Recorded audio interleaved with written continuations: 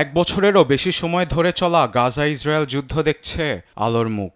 একটি সম্ভাব্য সাময়িক যুদ্ধবিরতি ও জিম্মি মুক্তি চুক্তির আওতায় ইসরায়েলের দাবি মেনে নিয়েছে হামাস। আরব মধ্যস্থতাকারীদের উদ্ধৃতি দিয়ে এমনটি জানিয়েছে মার্কিন গণমাধ্যম দ্য ওয়াল স্ট্রিট জার্নাল। কিন্তু কি কি দাবি মেনে নিয়েছে হামাস তা নিয়ে জনমনে রয়েছে নানা প্রশ্ন।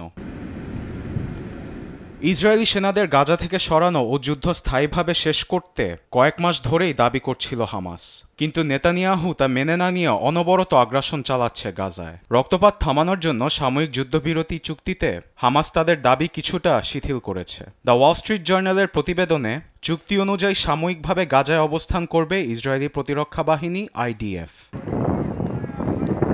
এর পাশাপাশি মধ্যস্থতাকারীদের ইসরায়েলি জিম্মির তালিকা দিয়েছে হামাস।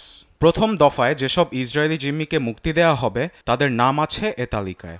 এছাড়াও গাজার জিম্মিদের মুক্তিতে সম্মতি জানিয়েছে ইসরায়েল। প্রতিবেদনে আরও বলা হয়, গাজা মিশর সীমান্তে ফিলাডেলফি করিডোর থেকে ধীরে ধীরে সরে যাওয়ার প্রস্তাব মেনে নিয়েছে তারা। চুক্তিতে মিশর ও গাজার মধ্যে রাফা ক্রসিংয়ের দখল ছাড়তেও সম্মত হয়েছে হামাস।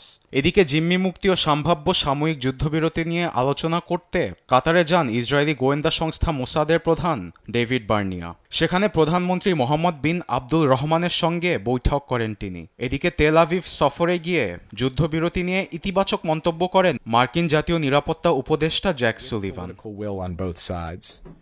চুক্তি কার্যকর না হওয়া পর্যন্ত আমরা কাজ করে যাব। আমি বিশ্বাস করি এটি উভয় পক্ষের রাজনৈতিক সদিচ্ছার মাধ্যমে ঘটতে পারে। ইসরায়েলি সরকার এটির প্রতি আগ্রহ প্রকাশ করেছে। আমরা হামাসের থেকেও সাড়া পাচ্ছি ও মধ্যস্থতাকারীদের কাছ থেকে প্রতিশ্রুতি পাচ্ছি। চুক্তি কার্যকর করতে আমি দোহা ও কায়রোতেও সফর করব। সাময়িক যুদ্ধবিরতির কথা চলাকালে বৃহস্পতিবারে গাজার নুসাইরাত আশ্রয় কেন্দ্রে ভয়াবহ হামলা চালায় ইসরায়েল। এতে 33 জনের প্রাণহানি হয়। এ নিয়ে ইসরায়েলি আগ্রাসনে প্রাণ হারিয়েছেন প্রায় 45,000 ফিলিস্তিনি।